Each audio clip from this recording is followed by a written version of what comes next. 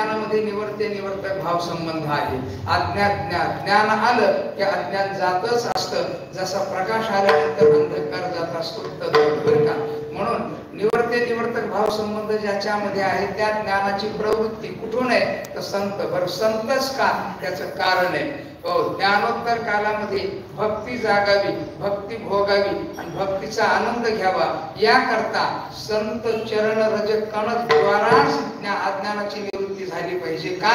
संतांच्या समागमाचा जो संस्कार आहे ना तो अत्यंत बलवान आहे, तो आहे भक्तीचा. आणि तो भक्तीचा साधनात्मक स्थितीतला भक्तीचा जो स्वभाव तोच संतांच्या संगतीत असल्याचा परिणाम त्याला ज्ञानोत्तर कालातही उपभोगावासा वाटतो. म्हणून महाराजांनी तिथे चिंतन करताना असं केलेलं आहे, मग राम नामे, मग केव्हा ज्ञानोत्तर कालामध्ये अज्ञानाशानंतर ज्ञान प्राप्तीच्या नंतर मग राम नामे उपजे आवडी सुख घडो घडी वाढो तिसरा दिवस काय हा.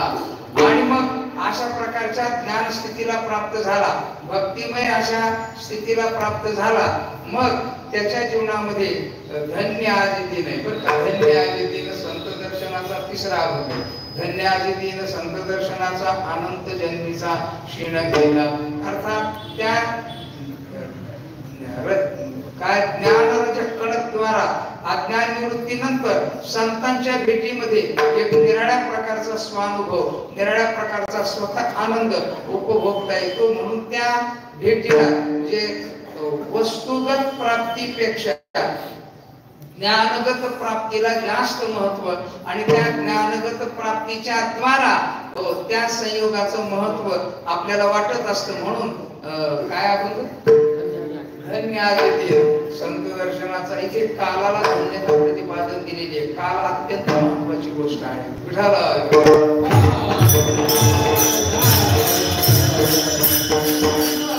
मग तो अनुभव सांगता येतो. काय अनुभव सांगता येतो? आपले मरण पाहिले डोळा, आपलं मरण आपल्या डोळ्याने बघणं.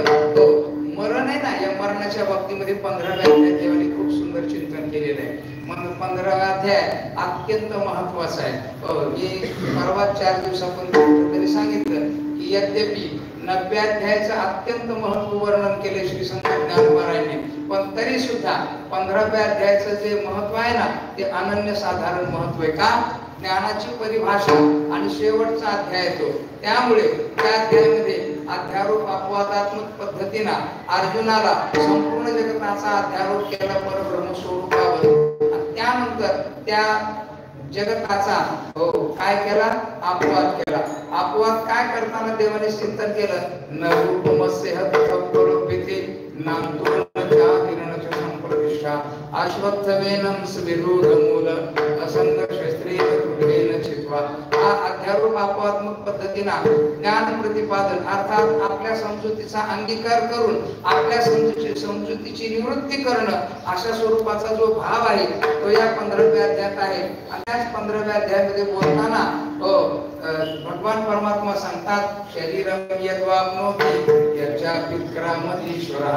त्याच्या पुढे भगवान सांगतात विमूढा नानुपश्यन्ति पश्यन्ति ज्ञानचक्षुषः.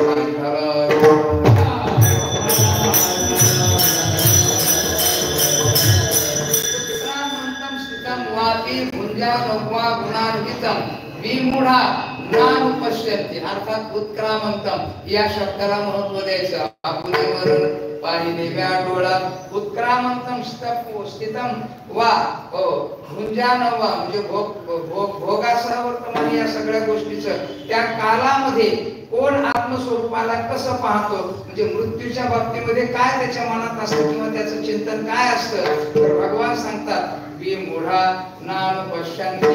पश्यन्ति कोण? ज्ञानचक्षुषः.